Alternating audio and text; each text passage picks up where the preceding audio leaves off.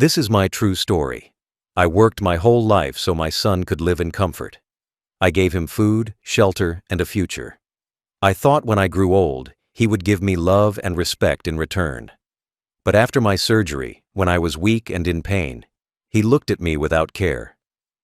He drove me to the hospital, left me there alone, and never came back. My heart broke, but I was not powerless. What I did next destroyed his life forever. Before I continue, tell me where you're watching from and subscribe now. I was not born with wealth in my hand. I started with nothing. Every coin I earned came from sweat on my back and pain in my bones. I worked long days, long nights, and never complained because I had one dream: to give my son a better life than mine. I carried bricks when my hands bled. I stood in fields when the sun burned. I worked in factories when the air was thick with dust. I gave my youth to labor so that he could live in comfort. When he was small, he never went hungry. If food was short, I gave him my share. When winters were cold, I made sure he had the thicker blanket. When fevers burned his body, I sat awake all night, changing cloths, making sure he survived. His comfort was always above mine. I told myself, this boy will grow strong, and he will remember. I paid for his schooling, every book, every fee. I went without new shoes for years so he could wear clean uniforms. I cut corners on bills just to send him on trips with his class so he would not feel less than others. When teachers praised him, I stood proud in the corner, knowing my sweat gave him those moments. As he grew, I gave more. College came, and with it came debt. I signed papers in his name, and I paid every bill. When he wanted a car, I emptied my savings. When he wanted a wedding, I paid again. Every step of his life had my hand behind it, pushing him forward, protecting him from the world that once crushed me. I believed sacrifice would be remembered. I believed he would look back one day and say, "My father gave me everything. Now it is my turn to give him peace." That was my hope. That was why I worked. I even built the house he lived in. Every brick, every wall, every room, I paid for it. My name was on the deed. I thought one day I would pass it to him, not because I had to, but because I wanted to. I believed the house would be a symbol of love, not a chain of obligation. But sacrifice can blind a man. I did not see the small cracks. I did not see how comfort was changing him. He grew used to my giving. He began to expect it. He began to believe it was his right. What I gave freely, he began to demand. What I gave with love, he accepted with no gratitude. I thought it was just youth. I thought he would mature. I thought love would return. I told myself the pain in my back, the weakness in my legs, the loss of my health. It was all worth it. Because one day, he would care for me. He would stand by my side when I grew weak. He would remember the nights I carried him through fever. He would remember the years I worked so he could live soft. But I was wrong. I learned too late that sacrifice without respect turns into chains around your own neck. I had given him everything, and in return, I had raised a son who looked at me not as a father, but as a burden. And I would pay the price for it the day he left me at the hospital. Cruelty never arrives in one big strike. It comes slow, like cracks in a wall. At first, it was in his eyes. When I asked for help after a long day, he looked at me with impatience, like I was wasting his time. When I spoke too long, he sighed. When I forgot small things, he muttered under his breath, "You're too much to handle." These words were light compared to what came later, but they stayed in my ears. I noticed how he stopped caring when I was sick. Once, when I coughed through the night, he rolled over and said, "Can't you be quiet?" He did not remember how I once stayed awake all night when he had fevers. Another time, when I asked him to bring medicine, he tossed the bottle onto the table and walked away. Not a word, not a look. After my first illness, when my legs became weak, he grew restless with me. If I walked too slow, he walked ahead and left me behind. If I asked him to wait, he waved his hand like I was a stranger. If I forgot where I placed something, he scolded me. Small things, but heavy when they came from the son I had raised. I thought it was stress. I told myself, he is busy with work, with his life, with his family. I thought maybe I was expecting too much. so I stayed quiet. But the truth was not stress. It was something colder. He no longer saw me as his father. He saw me as a burden. The signs grew clearer when I returned home after a small surgery years ago. My body was weak, and I asked him to stay the night in case I needed help. He frowned and said, "I'm not your nurse." I stayed awake that whole night, not from pain, but from the words. He stopped visiting me in my room unless he needed something. He stopped asking how I felt. Meals became silent. He would sit with his phone, ignoring me. If I tried to speak, he nodded without listening. The boy who once held my hand was gone. In his place was a man who saw me as weight he wanted to cut off. Then came the mocking. If I forgot a word, he laughed. If I dropped something, he smirked. Once, when I struggled to stand, he said to his wife, "Look at him, too weak to even get out of a chair." They laughed together, thinking I could not hear. But I heard every sound. The respect was gone. What remained was coldness, small at first, but growing with every day. And still, I endured in silence. I told myself that love might return, that maybe one day he would see me again as the father who raised him, not as the old man who slowed him down. But love did not return. Cruelty only grew stronger. And it would reach its peak the day he left me at the hospital after surgery, walking away without a second glance, as if I was no one. The day of the surgery came. I was nervous, but I told myself it would be fine because my son was with me. He drove me to the hospital. I thought I could trust him. I thought after all the years of sacrifice, he would stay by my side. He signed me in, spoke to the nurse, and sat with me for a short time. But even then, I saw the look in his eyes. Impatient. Cold. Like he was doing me a favor instead of standing with his own father. The surgery was not small. The doctors cut deep, and when I woke, my body felt broken. Pain ran through me, and the air smelled of medicine. I opened my eyes, expecting to see my son waiting. Instead, there was no one. Just the nurse, moving quickly, telling me I had made it through. I asked about him.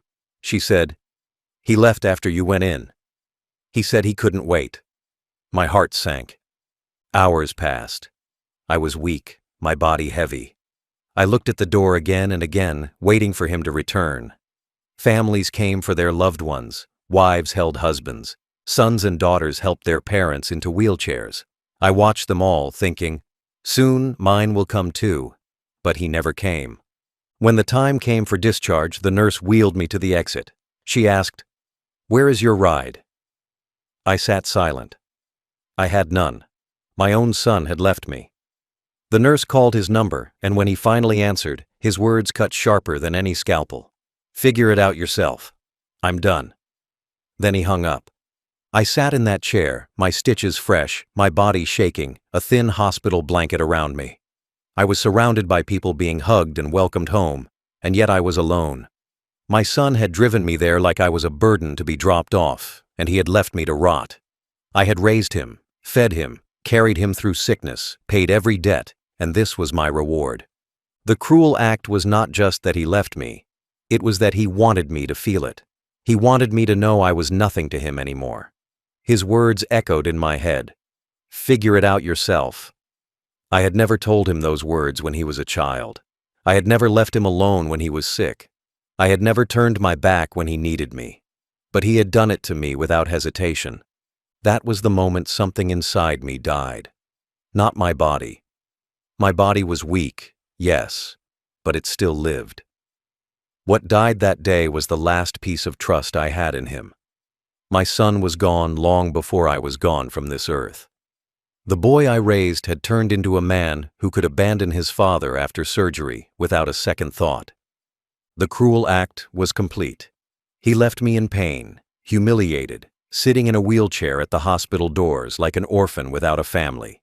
He left me as if I had no worth, as if my life meant nothing. But what he forgot was this. The man he abandoned still held the deed to the house he slept in. He thought the hospital walls erased my value. He thought leaving me there was the end of me. He was wrong. It was only the beginning of his downfall. I sat in that wheelchair by the hospital doors for hours.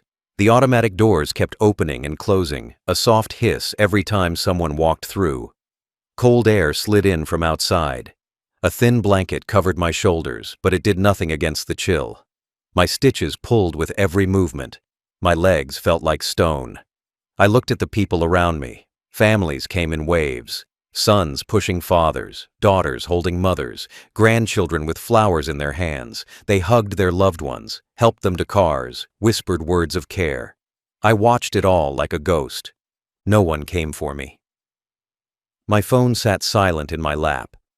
The son I had raised, the boy I once carried through fevers so he would never be alone, had left me like an unwanted package at the hospital. I stared at the floor tiles. They were clean, white, sterile. But to me, they felt like a cold street. My heart did not just ache, it cracked. Every moment at that door brought back memories. I remembered the night when he was small and burning with fever. I carried him on my back to the clinic in the rain. I stood in line for hours while he whimpered against my shoulder. I never let him feel alone. I remembered when he broke his arm as a teenager, how I rushed him to the hospital, how I stayed the whole night beside his bed. He had always had someone. He had always had me. Now, after my surgery, he had left me in a wheelchair like trash. I was not just in pain, I was humiliated. People glanced at me as they passed. Some looked away quickly. Some gave small, pitying smiles. None of them knew the story. They just saw an old man abandoned. They did not see the decades of work that built the home my son slept under, the food he ate, the car he drove. I sat silent. I did not call him again. I did not beg. I stared out at the parking lot, at the cars coming and going. A nurse asked if she could call someone for me. I shook my head. Who would I call? The only person who should have been there was gone. The boy I had built my life around had walked away without a backward glance. Humiliation is a quiet thing. It does not shout. It presses down on you, heavy, until you feel smaller and smaller. I sat there feeling like I had been erased from my own family. The man who once stood as a shield was now a man in a wheelchair no one wanted to claim. But under that humiliation, something else started to grow. A hard, cold clarity. I realized that sitting there, shivering under a hospital blanket, was the last time I would ever be powerless. The son who left me thought this was the end of me. He thought I would go home and still give him everything, still leave him the house, still leave him my savings. He forgot something important. The man in that wheelchair still owned the roof over his head. The man in that wheelchair still held the deed. The man in that wheelchair still had the power to erase him from the future with a single signature. I sat there, silent, humiliated, but alive. My body was weak, but my mind was sharpening. I would not shout, I would not strike, I would not beg. I would act. That day, in that wheelchair, watching families hold each other while I sat alone, I made a promise to myself. This would be the last time he humiliated me. This would be the last time he treated me like I was nothing. I would take back what I had given. I would take back my house. I would take back my dignity. And when I was done, he would wake up to emptiness, and I would be gone forever. My son thought leaving me at the hospital erased my worth. He believed age and sickness made me powerless.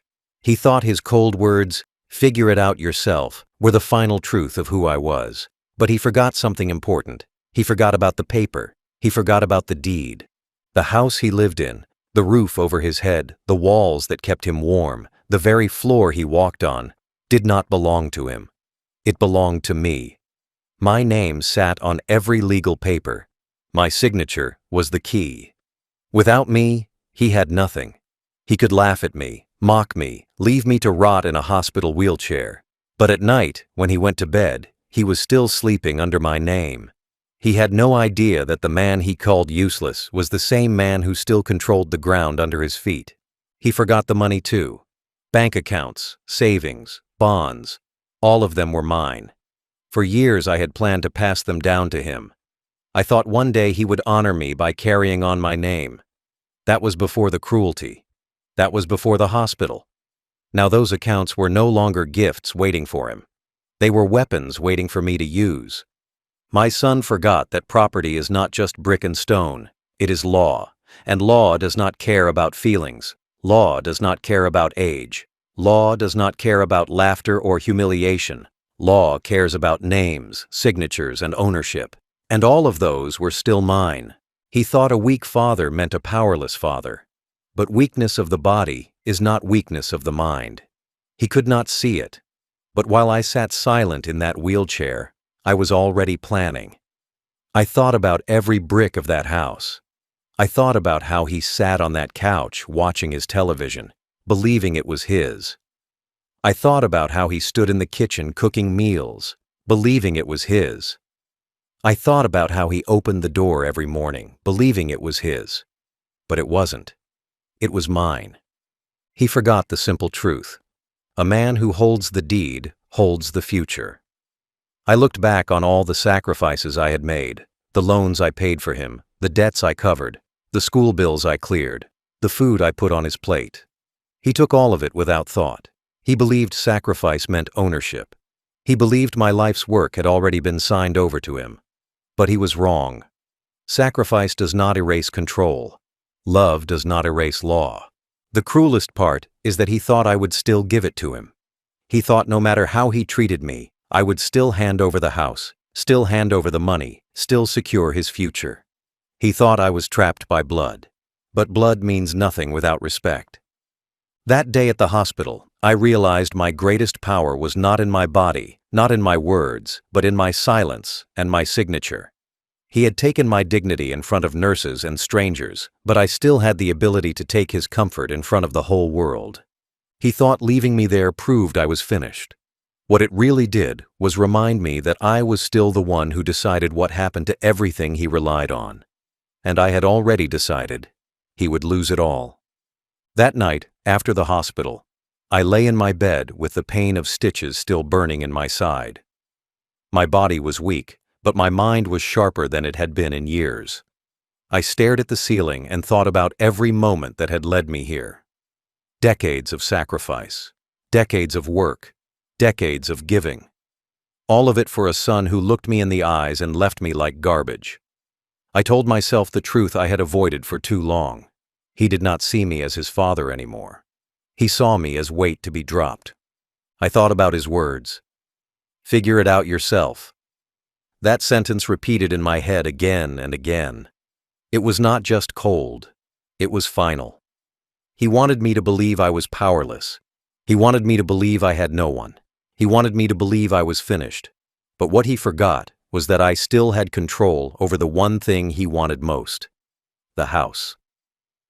I made my decision that night. I would not argue with him. I would not shout. I would not beg for respect. I would not wait for an apology that would never come. I would strike back with silence. I would use the law, the same law that carried my name on every document, and I would cut him off forever. The house he thought belonged to him would be gone.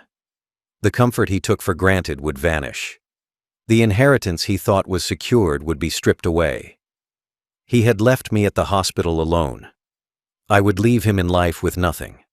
I decided to transfer the deed, not later, not in the future, now. While my scars were still fresh, while the memory of humiliation still burned, I would act. Every minute I waited was another minute he lived in the comfort of something that was not his. Every second I delayed was another second he laughed at me in his head. I would not wait. I pictured the moment clearly. He would come home one day, expecting everything to be the same, but instead of peace, he would find papers, notices, and locks that no longer answered to his name. He would find the truth that the man he abandoned at the hospital had abandoned him back, but in a way he could never escape.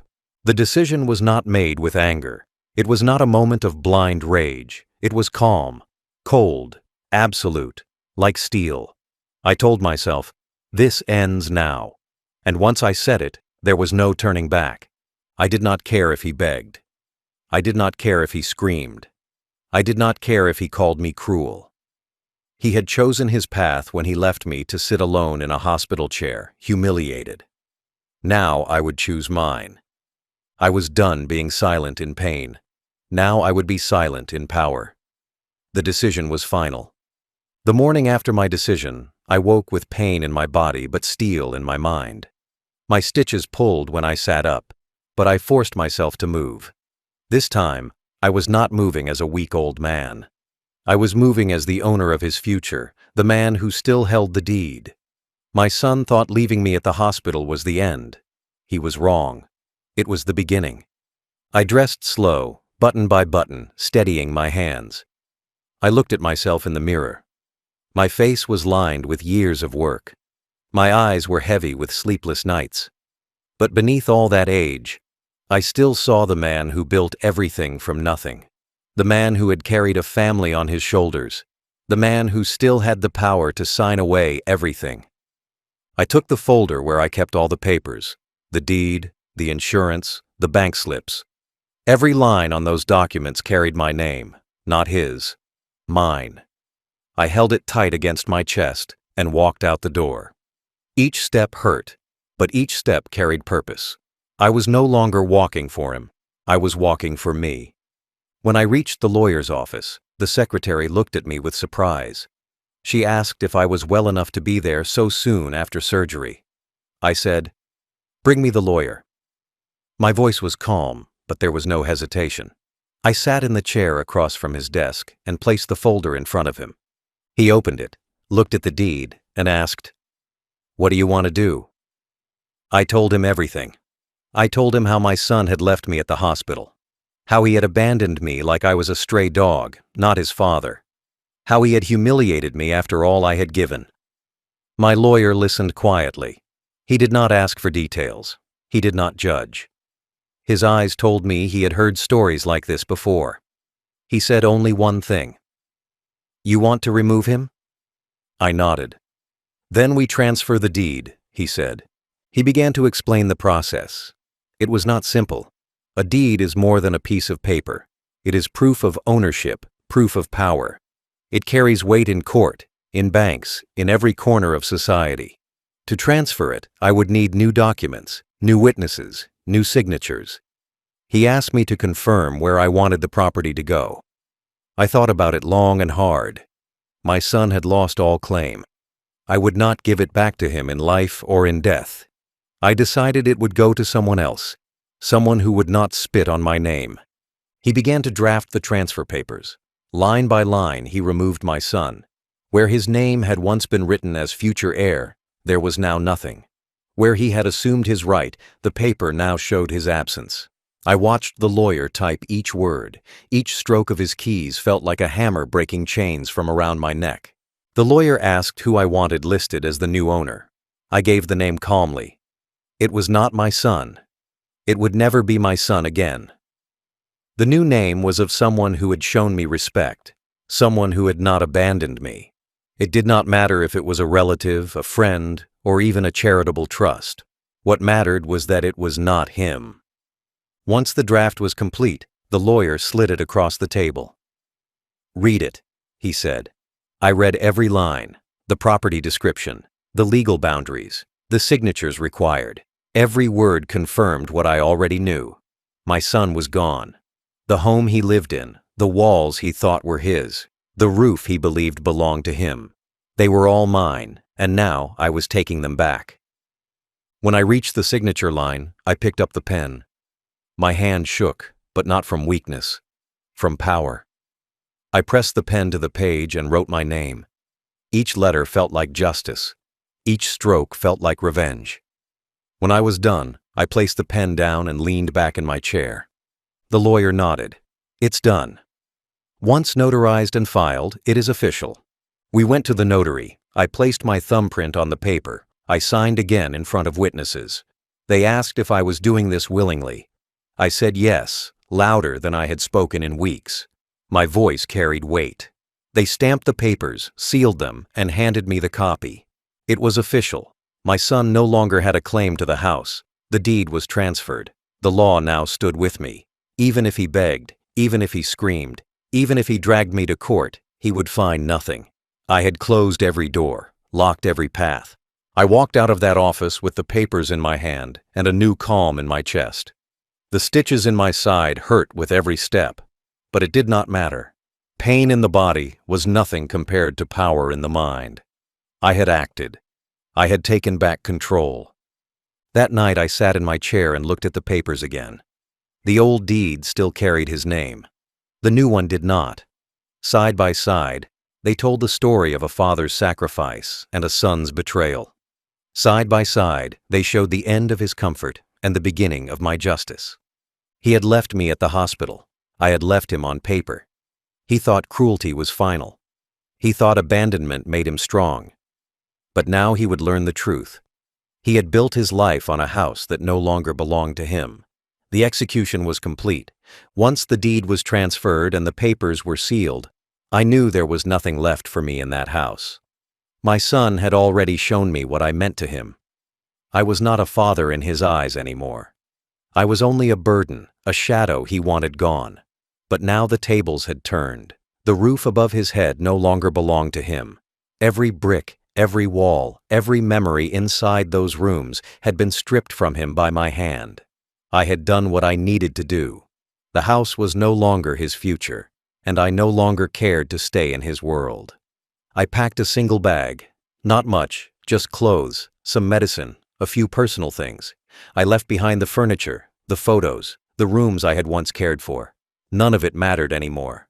The house was mine by law, but the memories inside were poisoned.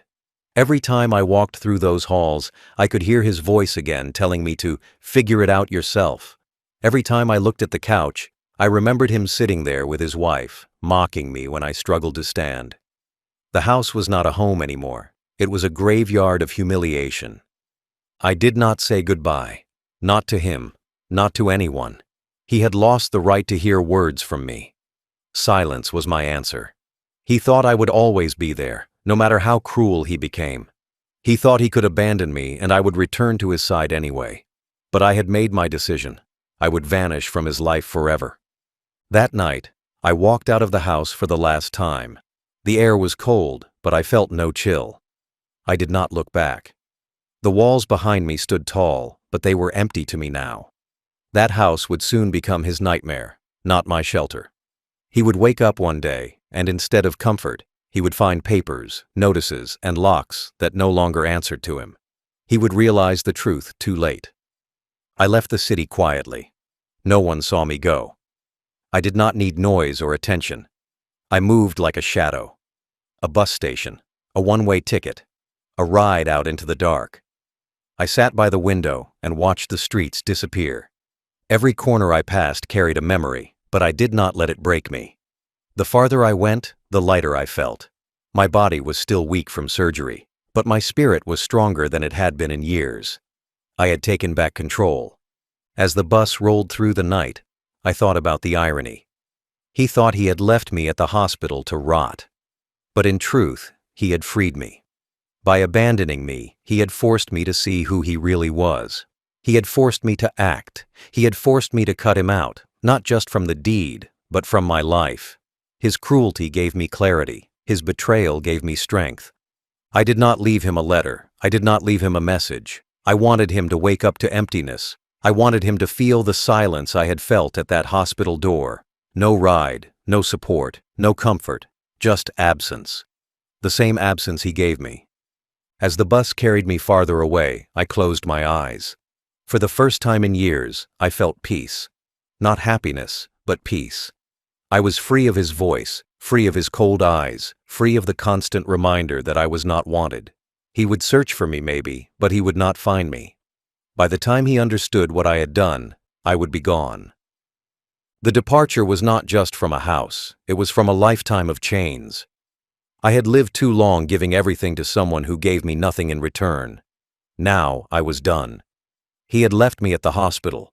I had left him in life, and this time I would not return. The fallout came fast. My son thought life would continue the same.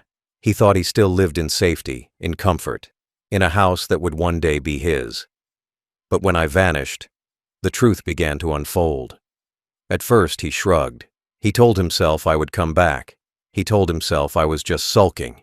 He laughed with his wife, saying, "He'll crawl back. He has nowhere else to go." He had no idea the ground was already shifting under his feet. Days later, the letters arrived. Legal notices, transfer confirmations, deed records. His name was gone. He held the papers in his hands and could not believe it. The house he slept in no longer belonged to him. The locks, the rooms, the walls, all of them had been stripped away by law. His arrogance turned to panic. He called my lawyer, demanding answers, but the lawyer told him the truth. Everything had been signed, sealed, and finalized.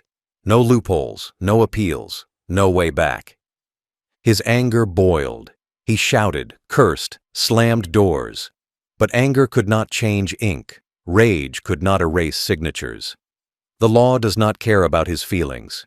It only cares about the papers I had already signed. He had left me at the hospital with nothing. Now he was the one left with nothing.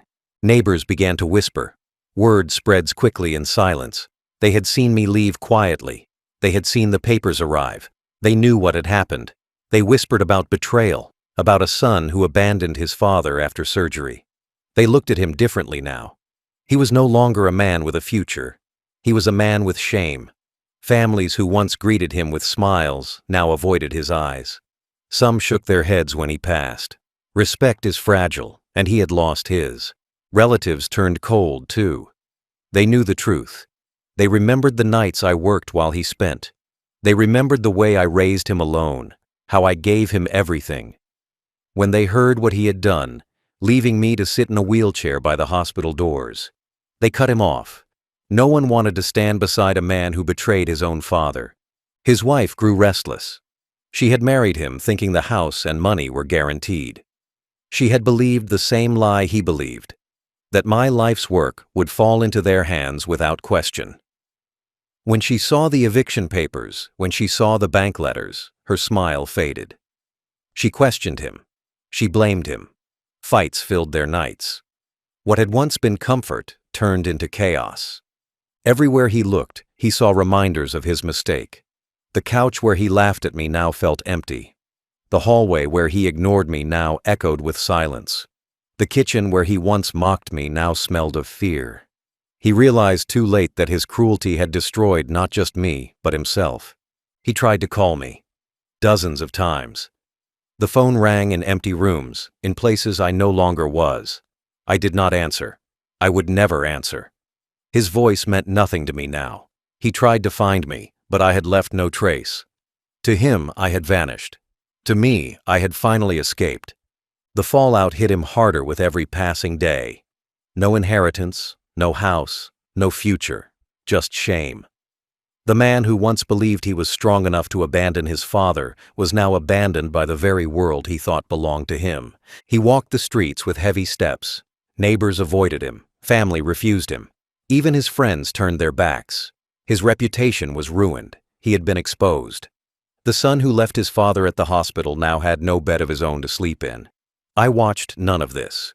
I heard about it later, through whispers carried to me in letters and through distant voices. But I did not need to see it. I already knew what would happen. When a man builds his life on cruelty, it always collapses. My son had thought he was clever. He had thought he was powerful. But in the end, he was nothing but a man standing on sand, and I had washed it all away. The fallout was complete. He was left with disgrace, regret, and empty hands, and I was already gone. I lived the rest of my life in silence, but it was no longer the silence of humiliation. It was the silence of justice. I had made my move, and it could never be undone. My son left me at the hospital, weak, stitched, and alone.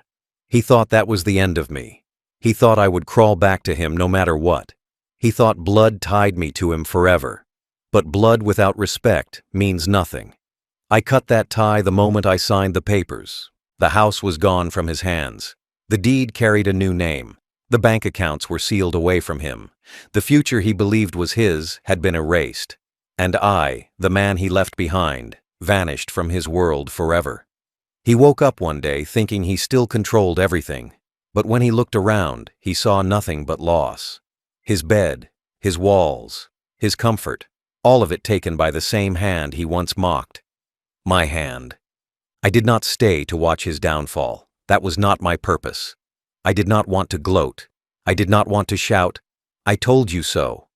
I wanted only one thing: to live free of his cruelty, to live without hearing his voice, without feeling his cold stare, without being reminded every day that the son I raised had turned into a stranger. So I left. I found peace in distance. I found freedom in silence. I carried no phone that could ring with his voice. I carried no address that could be traced. I vanished, and in vanishing, I won.